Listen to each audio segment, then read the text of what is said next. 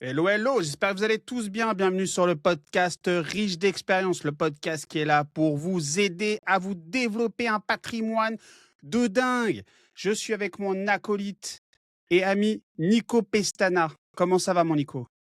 Bonjour à tout le monde, ça va très bien. Aujourd'hui, nouvel épisode. Et comme d'habitude, on est tous les deux avec Mehdi. Il va y avoir pas mal d'invités sur les prochains épisodes. Donc là, on fait encore un petit podcast ensemble. Écoute, tout va bien. C'est le début d'année. Les projets se mettent en place gentiment. Et puis on enchaîne, hein, comme d'hab, hein. Et toi, comment ça va? Écoute, tout va bien. Aujourd'hui, j'ai mis sur les réseaux une opération de marchand de biens. On va pas y aller. Et j'ai posté sur Insta le projet. On m'a appelé à 8h30 ce matin pour me dire: «Mehdi, voilà, je te laisse 3 heures pour venir vérifier et voir si tu es chaud». Moi, j'ai négocié pour être le premier sur place. J'ai négocié pour essayer d'avoir 3-4 heures entre la première visite, donc moi, et la deuxième visite, sachant qu'on est sur un marché qui est à peu près à 7 000 € du mètre carré. C'est dans le 94, une commune ultra connue. Je vais pas en dire trop. C'est une maison qui avait été squattée pendant des années. Le propriétaire, il en a eu marre, il a mis tout le monde dehors. Il a bétonné, excuse-moi, comme on dit là, il a bétonné, Il a mis du parpaing, il a fermé tous les accès. il a fermé tous les accès en parpaing. Il a même pas, il y avait encore la voiture des squatteurs dans le jardin, du bordel. Allez sur Insta, vous verrez tout ça. Je les ai mis dans ma catégorie. Donc vous allez sur Medbaya sur Insta et vous regardez dans travaux. Et du coup, avec Nico, on s'est concerté. Et là, c'est un projet, pour vous donner un ordre d'idée, il faut que chacun on pose 250 000. C'est un projet qui va, donc 250 000 € juste pour pouvoir se faire financer. OK? Sachant que derrière, on n'a que les murs, la toiture, elle est éclatée, l'intérieur, il est éclaté, le jardin, il est éclaté. Donc voilà, c'est un truc qu'on va porter pendant 1 an. Aujourd'hui, OK, on a les reins solides. Par contre, mettre chacun 200 000 balles et attendre dans 1 an et demi pour pouvoir le récupérer, alors sachant que c'est une opération, on fera x2. On est tous différents. Nous, bloquer 400 000 balles et les revoir que dans 1 an, même s'ils font x2, à l'heure actuelle, moi, ça nous, en discussion tous les 2, ça nous branche pas. Donc voilà l'actu. Sinon, à part ça, et toi, quoi de neuf, mon poteau? Bah écoute, j'en reviens à ce que tu viens de dire. J'étais en plein chantier, tu m'appelles, il y a ça, ça, ça, tu m'expliques le projet. C'est vrai que sur le papier, ça peut être sympa, mais le temps de portage est assez long. Des gros travaux. Là, on parle pas de rafraîchissement, c'est des très gros travaux, extérieurs comme intérieurs. Donc, on l'a déjà fait.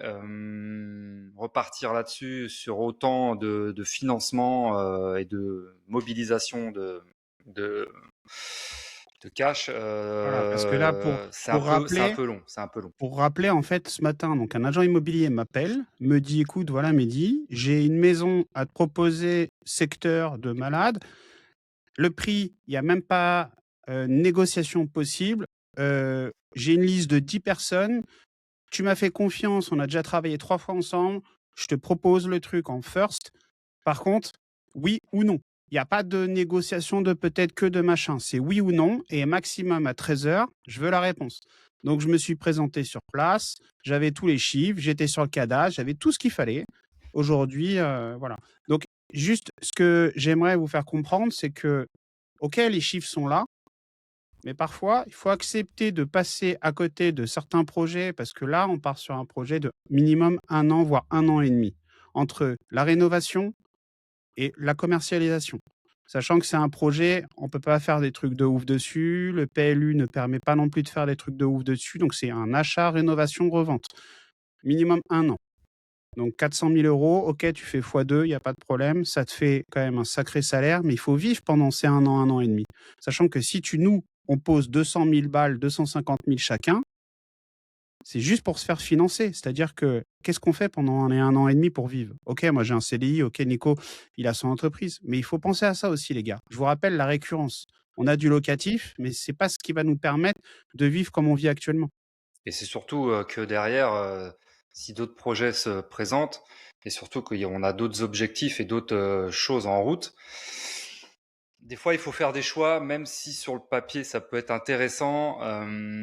Des fois il faut savoir dire non. Il faut savoir dire non. C'est bien d'aller sur plein de projets, mais des fois il faut vraiment, voilà, on se pose, on réfléchit. le pour et le contre. Et des fois, il vaut mieux dire non à une OP qui paraît intéressante sur le papier pour plus tard faire d'autres choses et faire plein de projets que mobiliser autant d'investissement sur un projet sur 18 mois et tous les aléas qui vont aller avec, parce que après il y a le temps aussi pour la vente. Le marché en ce moment, même si c'est un marché qui est super tendu, où on sait jamais. Donc voilà, des fois il vaut mieux voilà, freiner un peu que partir à l'aveuglette, même si ça annonce des gros chiffres. Voilà. C'est surtout, des fois il faut se poser un peu, réfléchir et faire le pour et le contre. Et à partir de là, vous allez pouvoir savoir si ça vaut le coup ou pas en fonction de vous, hein, surtout par rapport à vous. Des fois, c'est pas parce que c'est écrit sur le papier que c'est temps qu'il faut y aller. C'est surtout vous après votre condition de vie, ce que ça peut vous apporter, point de vue positif et négatif. Donc voilà, il y a les pour et les contre. Là, Ouais, c'est pas si facile que ça, ouais, tout à fait. Ouais. exactement. Là, on a posé tous les deux et on s'est dit ouais, on va mettre de côté, préfère rester comme on est là sur les autres projets que faire celui-ci. Voilà, parce que là, en fait, on peut tout faire, en fait. Là, on peut tout faire. Là, si on fait que ça, pendant tout le reste de l'année, voire jusqu'à l'année prochaine, on fait rien d'autre. On se focus là-dessus, du matin jusqu'au soir, sur le chantier pour que ça avance. Et bon, next. Aujourd'hui, on a eu des questions sur autre chose que de l'immobilier. Et je me suis dit, vu que ces questions-là, elles reviennent, j'en ai parlé à Nico, et je me suis dit, écoute, tu sais quoi, on tente. Donc, comme on vous l'a dit, le podcast s'appelle Riche d'expérience. Cette expérience-là, elle va aujourd'hui vous emmener sur un complètement autre chose. On va parler de sport, les amis. Qu'est-ce que tu en penses, Nico? Eh ben, j'en pense que c'est un très bon sujet. Moi qui suis sportif et athlète depuis mon plus jeune âge. Mais juste avant d'attaquer ce sujet, je voudrais juste vous rappeler que le vendredi 30 janvier, on organise les 4e rencontres RDX. Ça se passera à Carré-Sénard. On est déjà une petite dizaine. Donc, comme d'habitude, on reste en petit comité. Voilà, si on arrive à être autour d'une quinzaine, c'est très bien. On veut pas plus. Donc, ce nouveau rendez-vous, pardon, cette nouvelle édition du 30 janvier. Donc, ça sera dans un restaurant. On va se poser. Comme d'habitude, on va réseauter, on va rencontrer plein d'autres personnes. Mais là, on va se poser, on va dîner tous ensemble, boire l'apéro, passer un très bon moment. Et voilà, pas de pression. Donc, Ouais, on est déjà. rien n'est réservé. Rien n'est réservé. Vous saurez pas à la dernière minute, mais 2-3 jours avant où ça sera situé, le restaurant. Donc, ça sera Carré Sénard. Donc, il n'y a pas 20 000 restaurants. Carré-Sénard, dans le 77, Seine-et-Marne, à côté de Melun. À côté de Exactement. Corbeil-Essonnes, à côté, en fait, dans notre secteur, quoi. Dans notre secteur, c'est bien desservi par les autoroutes, et je crois qu'il y a le RER. Donc voilà, si vous voulez être parmi nous à cette quatrième édition des rencontres RDX, nous envoyez un petit DM, que ce soit à Mehdi, Medbaya sur Instagram et Nico Pestana sur Instagram ou directement sur Riche d'Expérience. Nous envoyez un petit DM, on réserve votre place. Et je vous dis, on est déjà presque une dizaine, donc il reste pas grand-chose en place. Petit aparté qu'on referme et je te laisse continuer la suite pour cet épisode sur le sport. Yes, avec grand plaisir. Donc, comme on vous l'a dit, aujourd'hui, on va faire un truc. On va parler avec notre cœur.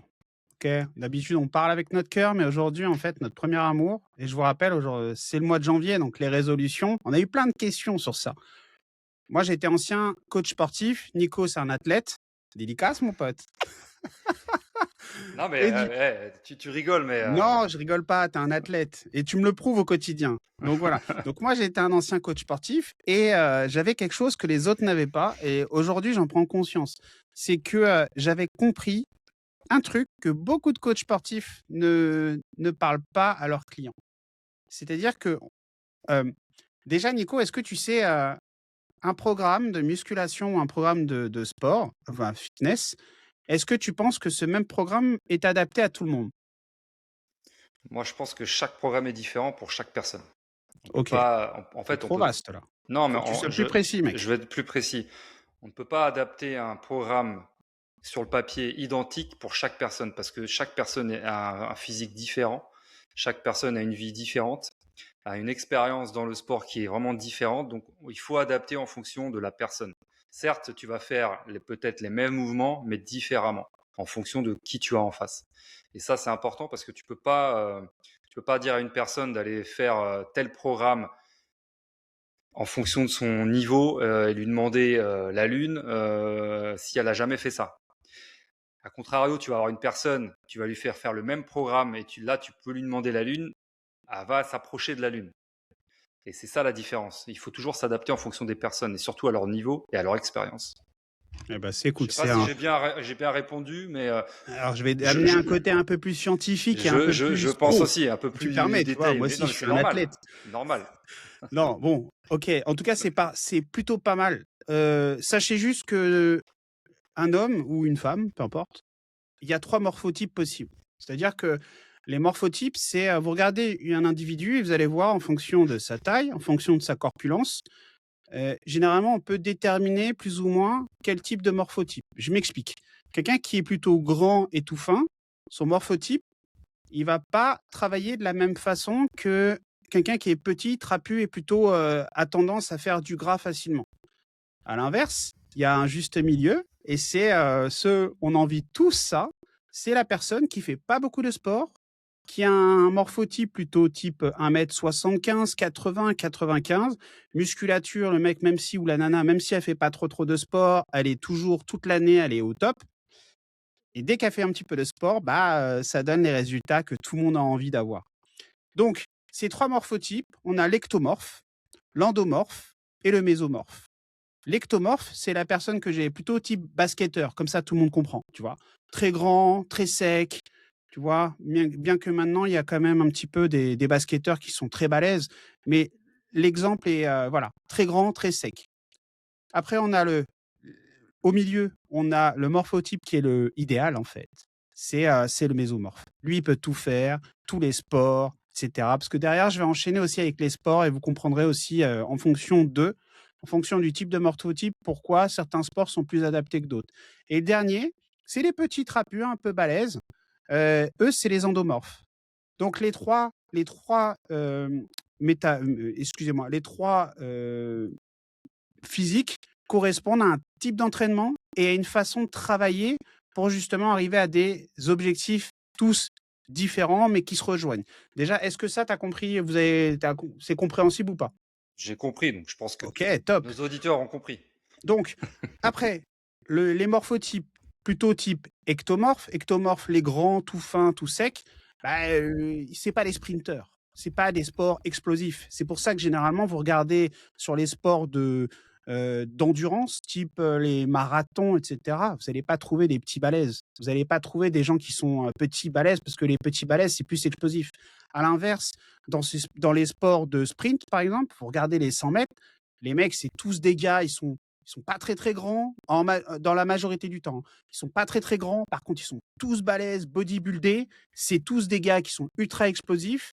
Et là, vous allez commencer un petit peu à comprendre pourquoi les morphotypes, en fonction de certains sports, ils excellent ou pas. Donc un basketteur, c'est rare que vous trouvez un petit balèze comme moi, ultra explosif, jouer au basket. Moi, je vais plutôt être sur du sprint ou sur de la lutte ou sur les sports en fait où il y a besoin d'explosivité. À l'inverse de vos potes qui sont ultra grands, tout secs, eux, généralement, c'est pas des fusées, quoi. Par contre, ils ont une endurance qui est complètement folle. Je sais pas si déjà on arrive un petit peu à se situer avant de commencer par les entraînements, etc. Ok. Maintenant, on va parler d'alimentation. Quelqu'un qui est plutôt grand et tout sec, il a un métabolisme, c'est-à-dire qu'à chaque fois qu'il va manger quelque chose, il a un métabolisme qui est ultra rapide. Tout est éliminé de façon, ça fout la rage, quoi, parce que lui, il peut manger tout ce qu'il veut, il prendra pas de poids. À l'inverse du petit trapu, donc l'endomorphe, qui lui, à peine il regarde du chocolat, il a pris 10 kilos. Tu vois ce que je veux dire? Moi, je suis entre le mésomorphe et le endomorphe. Je regarde alors dès que je fais du sport, je prends direct. Par contre, dès que je regarde du fast-food, etc., même juste en regardant, j'ai pris des kilos, tu vois.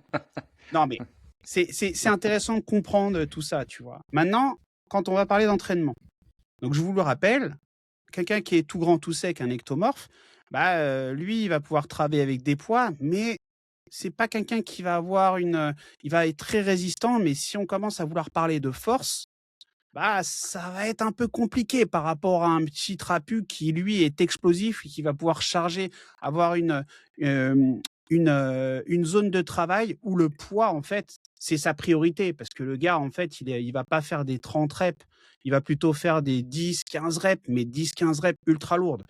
Et ce type, de compréhension va faire que derrière, en fonction de ton physique, tu vas comprendre comment travailler de façon beaucoup plus efficiente.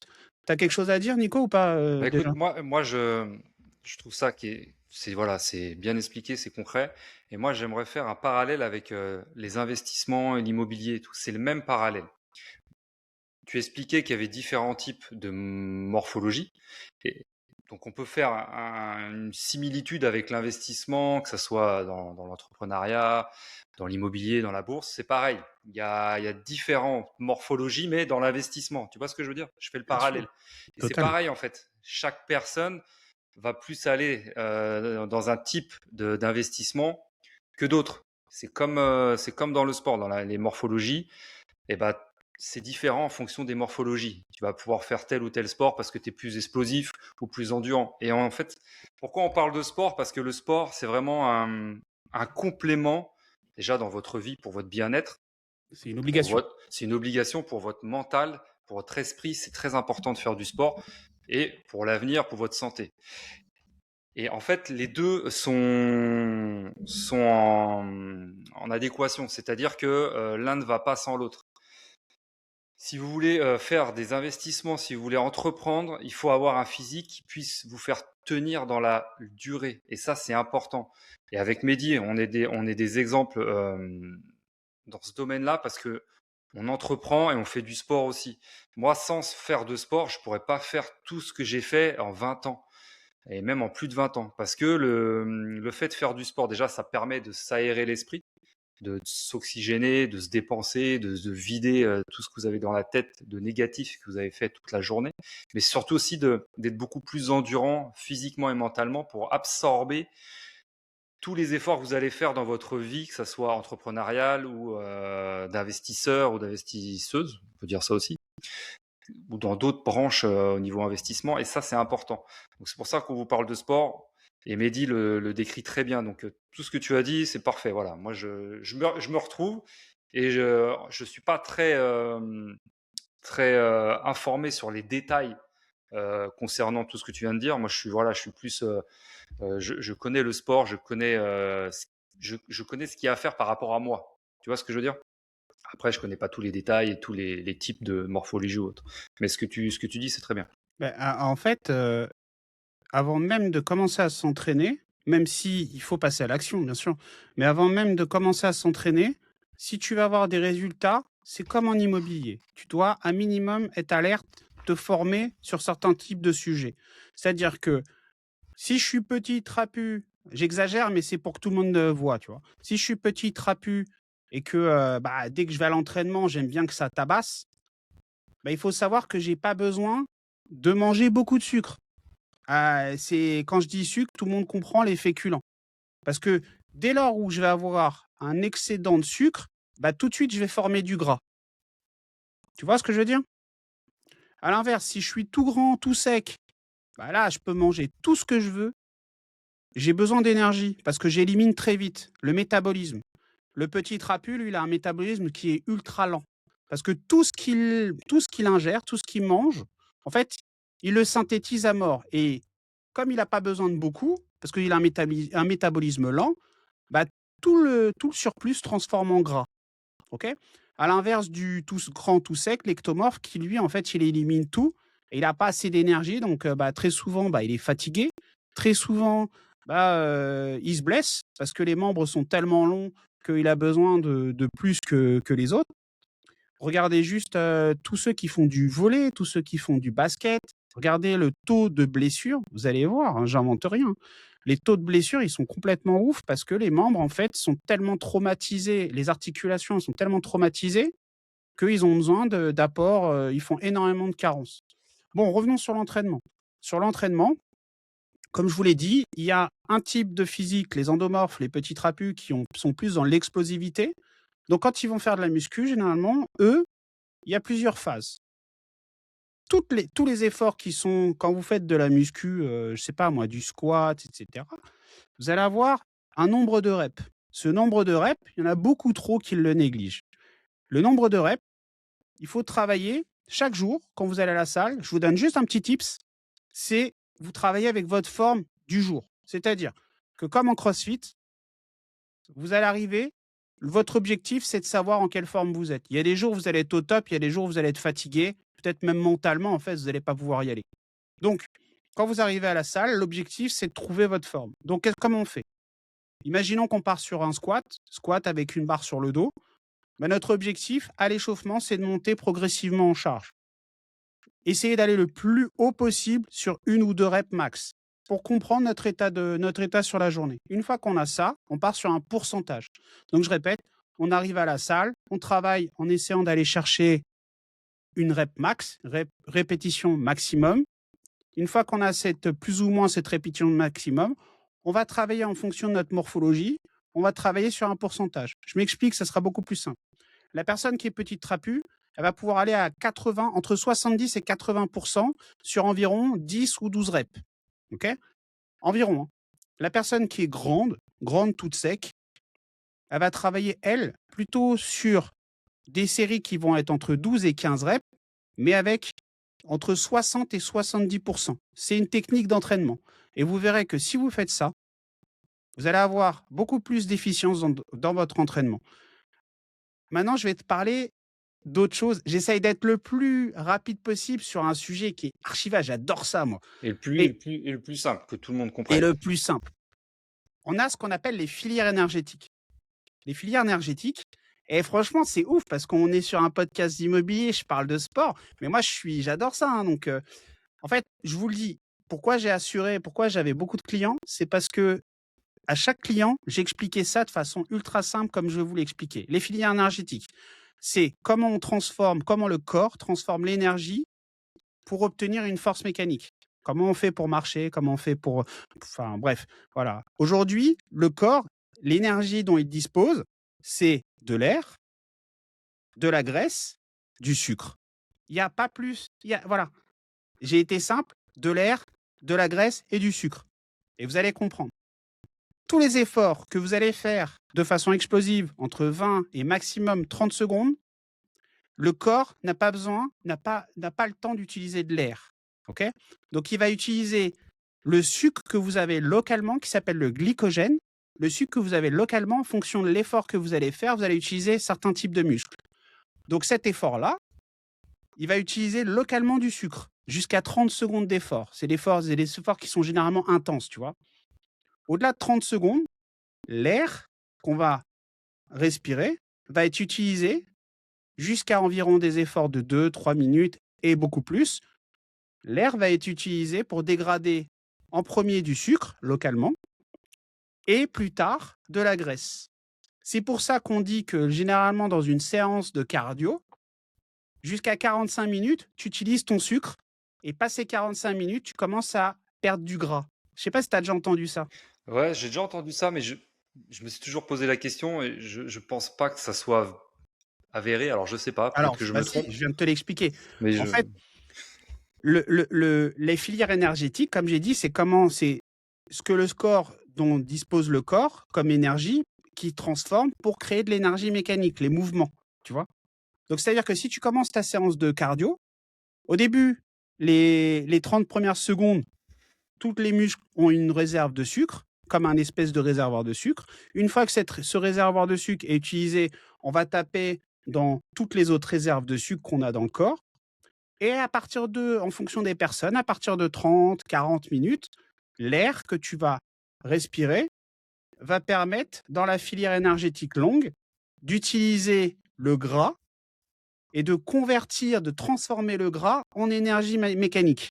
Et c'est pour ça qu'en fait, on reste longtemps sur les machines, parce que en dessous de ces 35-40 minutes, le circuit de l'air, la filière énergétique, alors là, je vais essayer de rentrer dans les termes, mais j'ai pas envie de vous perdre, c'est la filière aérobique et la filière anaérobique, avec de l'air, sans de l'air. La filière anaérobique, c'est tout ce qui est effort archi court. La filière aérobique, c'est tous les efforts longs. Donc concrètement, à partir de 40 minutes, le corps, il a le temps de dégrader de la graisse. Voilà, c'est juste ça qu'il faut retenir. Donc c'est pour ça que généralement les gens qui font du marathon, ils sont pas gros. Parce que dès lors où ils ont des efforts archi longs, l'air dégrade du sucre dans un premier temps et tout de suite après, il dégrade du gras. Mais dans un temps archi long qui est d'environ 35 minutes Ouais, d'effort. et je le vois parce que moi, je fais beaucoup de courses à pied. Et depuis que je cours, j'ai perdu. Alors, je suis pas gros, hein, mais j'ai perdu beaucoup plus de masse musculaire qu'autre chose. Parce que je pense que Mais bien. Mais voilà, parce que ça a tapé justement, dedans, peut-être quoi. que tu t'alimentes pas assez bien. Parce que si tu t'alimentais si la nutrition était beaucoup plus au top, tu dégraderais beaucoup plus de sucre. Là, tu tapes dans les graisses, mais si tu as pas de graisse, en fait, tu tapes direct dans le muscle. Bah, Parce c'est que ça, ouais. l'effet au lieu d'être l'effet d'avoir un effet alors il faut savoir que les efforts longs, au lieu d'être catabolisants, au lieu de produire du muscle, excuse-moi, au lieu d'être anabolisants, au lieu de produire du muscle, ils sont catabolisants. C'est-à-dire qu'ils dégradent du muscle. C'est pour ça que il faut avoir du gras. C'est pour ça que, tu vois, quand tu fais du sport, à un moment, tu as une baisse d'énergie. Et donc, on prend des gels, on prend des trucs. En fait, on ramène du sucre. Parce que le sucre, en fait, il a même pas le temps de se transformer en gras. Et du coup, tu as de l'énergie qui est disponible tout de suite. T'as jamais fait attention à ça? Ah si, si, si, ah bah si, sur les efforts que je fais dans les différents sports, ouais, Voilà. tu le sens tout de suite. C'est pour ça que j'ai toujours des gels ou autres en Et, compète, tu vois, et tu vois, quand je fais des courses. c'est pour ça qu'aujourd'hui, les sports comme le CrossFit, comme le HIIT, donc tout ce qui est intervalle haute intensité, le Hyrox, etc., cartonnent et transforment des physiques de gens en soit bodybuildés ou soit qui étaient, tu vois, donc quand je dis bodybuildés, c'est des gens qui étaient gras, ils deviennent archi musclés. Parce qu'en fait, là, on mélange plein de petites astuces qui fait, on mélange de l'explosivité avec un effort prolongé.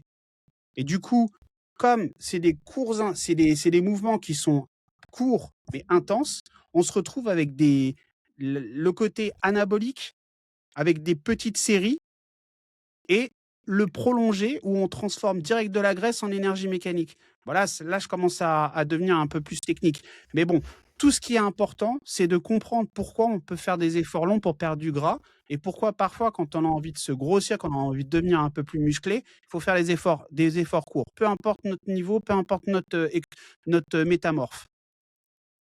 Et tout ça, ça prend du temps. Ça prend du temps. Moi, tu vois, j'ai un physique qui consomme pas mal, qui, même si je fais pas de sport, je vais pas prendre de poids et je veux plutôt en perdre. Donc, c'est même des fois, c'est même un peu chiant parce que si tu vois, j'arrête le sport pendant 3 semaines, un mois, je vais perdre. D'accord? Et je veux pas plutôt aller à l'inverse, à prendre du gras ou autre. Donc, tu vois, tu as des corps comme ça et ça, des fois, c'est pas évident. Après, comme je te le redis, il y a des quand tu regardes, quand moi je te regarde et que je vois ton physique, tu as plutôt une prédominance à être quelqu'un qui va faire des efforts longs, plutôt que de comme moi qui va être, sur des efforts plutôt type CrossFit, où j'ai envie que ça tabasse, où j'ai envie, l'endurance, je suis endurant, mais pas comme toi. Je vais être endurant, mais sur des allez, des semi-marathons. Moi, un marathon, c'est même pas j'ai détesté ça quand j'étais dans l'armée. Dès qu'il fallait marcher au-delà de 20 kilomètres, je dis: «Eh, c'est bon, laissez-moi tranquille» et pourtant j'en ai fait, tu vois? Mais tout ça pour dire qu'en fonction de notre physique, travailler intelligemment comme dans l'immobilier. On réfléchit, on analyse notre physique et on fait pas n'importe quoi et vous verrez que vous aurez beaucoup plus de résultats en prenant votre temps, en prenant de la hauteur et pour savoir qu'est-ce qu'il faut aussi manger, plutôt que de faire n'importe quoi, d'aller avec votre pote qui, le truc type et que tout le monde va comprendre, c'est quand je vais à la salle de muscu, je vois 2 potes, ils vont s'entraîner ensemble, ils vont faire la même chose, mais ils ont 2 physiques totalement différents. Maintenant les physiques, j'ai pas besoin de dire, vous avez compris. Et tu vois, les mecs sont là à travailler avec le même poids, la même façon et en fait, vous allez avoir 2 résultats différents et généralement, il y en a un qui est lésé par rapport à l'autre. Parce que là, comme je vous l'ai expliqué, en fait, il faut travailler en fonction de soi. Il faut pas travailler en fonction des autres. C'est individuel, c'est un sport individuel. C'est comme votre mental. Votre mental, c'est un sport individuel. Par contre, vous pouvez vous faire aider en collectif. Ça, Exactement. Et tu c'est ultra. vois, moi, pour faire un exemple, moi, je préfère les circuits courts mais à haute intensité que des programmes où c'est beaucoup plus long, tu vois, dans la durée. Yes. Après, c'est en fonction de chacun. Et je sais que je travaille mieux et que je prends mieux. Et je suis plus. plus résistant à faire ça que sur un autre programme où c'est beaucoup plus long, les Ouais, mais toi, reps. tu un physique idéal. Après, je vais pas voilà. Bah, idéal, Tu non, si, mais on tu n'est es au jamais milieu de tout. parfait, mais ouais, ouais, Tu es c'est au vrai que milieu de tout.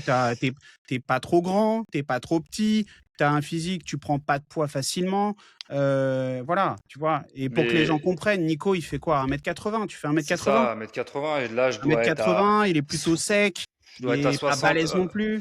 Le plus que j'ai été, c'est 81, mais j'ai dû lutter pour aller à Voilà. 80. Quand je Alors dis que 81, j'ai dû manger alors pendant que 3 mois, j'ai mangé comme un moi, je ouf. fais 1,76 m, je pèse de base, je pèse 83 kilos, 82-83 kilos, mais pas de gras, hein. 82-83 kilos, donc voyez la carrure, hein. Moi, je débarque, voilà. Mais non, mais C'est vrai en plus. c'est Ouais, important pour que on juste et après voilà, c'est vrai que quand on voit Nico, c'est le physique idéal. Il peut tout faire le mec. Donc là, je suis comme une nana là. Yeah mec. Non, mais le sport est super important. Pourquoi? Parce que quand vous allez aller à la salle et que mentalement, vous allez travailler, vous allez emmener votre état d'esprit va vous pousser à aller plus loin sur une rep de plus ou sur du crossfit, aller chercher beaucoup plus loin, vous allez créer de la résilience, de la persévérance. Et en immobilier, quand vous allez être sur vos projets, il va vous arriver des galères, vous allez être opérationnel. Parce ouais. que tout se passe sur votre entraînement à la salle de sport. Et tu Vous allez sais que développer des compétences que vous n'imaginez même pas, des liaisons entre les neurones qui vont faire que vous allez aller beaucoup plus loin dans la résolution de problèmes, beaucoup plus loin dans l'acceptation des problèmes. bon, moi, c'est un exemple aussi, mais j'ai un métier qui est physique. Et même après avoir une grosse journée, je vais faire ma séance, je vais aller courir ou je vais faire ma séance de fitness, tu vois. Et pourquoi? Parce que c'est différent. En fait, les efforts que je vais faire dans la journée sont différents que l'effort que je vais faire au sport. C'est pas pareil. Durant la journée, c'est physique, certes, et je vais beaucoup brûler parce que physiquement, bah, on redécharge, on répète des mouvements, mais c'est non-stop. En fait, c'est sur la durée. Pendant 7 à 8 heures, voire jusqu'à 9 heures, des fois, ça dépend des chantiers, vous allez répéter la même chose. Et c'est un effort qui est plus usant que réparateur. Et en fait, c'est pour ça que je combine les deux. Durant la journée, je veux plus m'user physiquement et le soir, je veux plus me réparer et me consolider. Et c'est important, même si c'est dur, et il faut le faire. Même si vous avez un métier qui est pas physique, qui est plus intellectuel, où vous êtes plus au bureau, vous dépensez moins, vous fatiguez mentalement parce que c'est mentalement vous allez être épuisé. En fait, la fatigue est différente. Mais il faut quand même aller faire du sport si vous pouvez entre midi et deux ou le soir, ou en fonction de vos horaires le matin ou l'après-midi, mais c'est important. C'est important de faire une activité physique. Parce que vous allez, comme m'a dit Mehdi, vous allez être beaucoup plus endurant et résilient durant votre travail ou vos investissements ou durant votre période d'entrepreneuriat. Et ça, c'est important parce que quand vous aurez des problèmes ou des choses qui vont vous tomber dessus, vous êtes beaucoup plus résistant et plus résilient. Et vous allez affronter les problèmes. Et mine de rien, moi, je le vois dans le sport, et toi, tu dois le voir aussi, dans les différents sports, il y a beaucoup d'entrepreneurs qui font du sport. Et c'est tous ceux qui entreprennent, en général, ont une activité physique.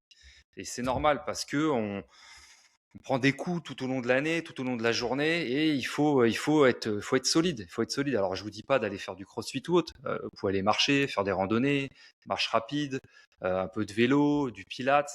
Tout ce qui est une activité où vous allez vous sortir un peu votre tête, qui va s'aérer, va vous faire du bien au corps. Et c'est important pour la durée. C'est vraiment très important. Et il y a des études qui ont montré que tous ceux qui faisaient des sports un peu à haute intensité, ils développaient une humilité, ils développaient dans le cerveau, ils développaient des facultés que certains coureurs, enfin certains types de sports ne permettaient pas. Je m'explique. Aujourd'hui, quand vous faites des sports de combat, il y a toujours plus fort que vous. Quand vous faites des sports de compétition type marathon, et cetera, il y a toujours plus fort que vous. Et ce côté-là, où les gens qui n'arrêtent pas, qui continuent, ils se rendent compte en fait juste que le côté il y a plus fort que moi, ça crée de la persévérance, de la résilience, mais beaucoup de sagesse et beaucoup de prise de hauteur sur la suite. Heu, Continuez de faire du sport parce que vraiment, votre santé, c'est votre pilier. Votre pilier aujourd'hui, vos fondations, il y a 2 choses que vous devez vraiment Ne pas négliger, c'est votre famille et votre santé. Plus on va avancer dans l'âge et plus, en fait, on va se rendre compte que le temps, c'est notre priorité. Parce que le temps est compté. Et pour continuer de vivre, on a besoin d'avoir une santé quand même relativement clean. Pensez à ça. Je pense que ce podcast-là, on va s'arrêter là parce que sincèrement, on est parti sur un truc. Merci beaucoup d'avoir écouté jusqu'à maintenant. Pas tout le monde est OK pour écouter sur ça, sur un podcast qui a prédominance immobilière, bourse et entrepreneuriat. Mais pourtant, ça doit être une base et ça doit être quelque chose que vous devez au minimum faire 3 à 4 fois par semaine. Vous n'avez pas besoin de faire plus. Au-delà, vous allez vous fatiguer. 3 à 4 fois par semaine, c'est le top. Et je pense que tu as tout à fait raison, même si on est dans une chaîne où on parle voilà, d'entrepreneuriat, de finance, d'immobilier, tout ce qui concerne la sphère voilà, de l'investissement dans sa globalité. C'est vraiment un parallèle avec le sport. C'est vraiment important que vous preniez bien en compte que l'un ne va pas sans l'autre. Et pour durer dans le temps, il faut avoir une condition physique. Alors, comme je l'ai dit, pas être Cristiano Ronaldo. Là, c'est un exemple, mais c'est un sportif de très très haut niveau. Il tient dans la durée. Il a une vie saine, il boit pas, il fume pas, et il prend soin de son corps parce que c'est un athlète de très haut niveau qui veut aller le plus loin possible. Et c'est vrai qu'on est toujours à cette quête du temps, en fait. C'est le temps. Plus on arrive dans l'âge et plus le temps se raccourcit. Donc, il faut rester en forme malgré le temps qui passe. Et ça, c'est très important. C'est pour ça qu'on aime parler de sport avec Mehdi. Et c'est vrai qu'on a eu des questions par rapport à ça plusieurs fois. Et c'est vrai on n'est jamais rentré dans le sujet. Mais le sport fait partie intégrante de notre vie. Moi, je fais du sport depuis depuis que je marche, en fait. J'ai fait du foot à très très bon niveau. J'ai fait pas mal de sports autres que le foot et je continue à en faire et je pense que je vais en faire d'autres pour apprendre parce que j'aime bien tous les sports. Donc il faut aller dans un domaine qui vous plaît, mais surtout voilà, ne négligez pas cet aspect-là du maintien de votre corps. C'est très Tu vois, important. là, au mois de novembre, le séminaire à Madère. Alors, j'ai pas envie de faire peur, mais quasi tous les jours, on va faire de la randonnée où on va mériter, on va devoir mériter les vues qu'on va voir. On va devoir mériter d'avoir accès au lieu où on va aller. C'est-à-dire que, par exemple, il y a une randonnée, alors ça passe super bien, hein, on l'a fait avec Virginia, ça, avec mon épouse, on l'a fait. Mais voilà, on va se retrouver au-dessus des nuages. C'est une vue qu'on doit mériter et j'ai jamais rien vu d'aussi beau de ma vie. Par contre, c'est 3 heures d'ascension, alors avec des pauses. C'est 3 heures aller, 3 heures retour. On est sur 6 heures. Il faut le mériter. Vous pouvez pas arriver et avec une condition physique où what the fuck, je prends pas soin de moi, et cetera. Et là, on se rend compte que ceux qui font le nécessaire pour leur santé, comparé à ceux qui se laissent aller, ils méritent pas cette vue-là. J'espère que j'ai réussi à faire passer le message parce que ça se travaille votre physique et vous serez récompensé avec ce genre de choses. J'ai jamais rien vu d'aussi beau de ma vie. Ça s'appelle le Pico Ruivo Pico de Herrero à Madère. Allez voir, vous allez être au-dessus des nuages. C'est à couper le souffle. J'ai jamais rien vu de plus beau de ma vie. Ça va être magnifique. Après, on fait pas un séminaire élite, hein, rassurez-vous, hein. Non, oui, Non, non, mais mais bon, je préfère le dire à nos auditeurs. tout est À ceux- accessible, bien ouais, sûr. Tout est exactement, tout est accessible. accessible, chacun à son rythme. Et ce qu'il faut, c'est avoir des bonnes chaussures, des bâtons, pourquoi pas, pour les personnes qui ont besoin Bien sûr. d'aide. Même moi, je prends des bâtons parce Oh, pas de que bâton. non, mais ça peut aider. Des fois, ça peut Oui, aider, mais tu pas de vois. bâton. Mais pour les personnes qui veulent, ils peuvent emmener leur bâton. Il Les y gars, aura un, prenez il y pas de aura, bâton. il y aura un groupe bâton, il y Non, aura un plus de groupe sans bâton. bâton. Eh non, on a des chaussures, une bonne paire, un bon kawaii parce qu'il y a des cascades de partout, un bon kawaii, lampe frontale parce qu'il y a des tunnels. Et un bon maillot Rassurez-vous, de si bain. vous êtes et un bon maillot de bain. Si vous êtes claustro, vous inquiétez pas, on est tous là, on est ensemble, etc. Lampe frontale, une bonne paire de baskets type trail ou une bonne paire de baskets type fitness parce que ça va vous faire du bien. Et franchement, une petite condition physique qui va bien, on s'entraîne un tout petit peu avant de venir, mais vous verrez jamais, enfin, c'est le Hawaï de l'Europe. C'est connu pour ça, Hawaï de C'est, l'Europe. Voilà, ça veut tout dire. ça va nous péter les yeux et surtout Voilà, que, voilà, on va avoir le programme va pas tarder à arriver. Ça va être des randonnées de exceptionnel. folie. Vous allez être avec Mehdi et moi. On est tous les deux sportifs. Moi qui suis un coureur, je ferai des séances de run pour ceux qui Yes. veulent venir. Enfin, Il y aura quelques... physiquement, je pense qu'on va être claqué, hein. Ouais, Mais mais bon, on allez, verra en fonction. Pourquoi pas? Mais je pense qu'on peut-être va même être... une séance de cross-training avec une salle devant la mer. Je suis en train de voir. On Why verra, not? peut-être. Ça sera la surprise. Mais Voilà, peut-être une petite surprise ou deux par-ci par-là. donc voilà, faut que vous mettiez en tête que ce séminaire-là, on va faire plein de choses. On va se On va, dépasser. on va se dépasser, on va en prendre plein les yeux. Il va y avoir quand même des interventions, hein. Même si c'est vraiment un séminaire où on va à Madère pour découvrir Madère, mais on va avoir des interventions, que ce soit de Mehdi ou moi-même, plus de Cédric J'y sais. et JC aussi. Vous allez en prendre plein la vue, plein la tête, plein les oreilles. Et c'est dans ce genre de séminaire qu'on apprend énormément, énormément, parce que vous êtes ensemble, vous êtes avec nous H24 pendant 5 jours et ça va être de la folie. Grave.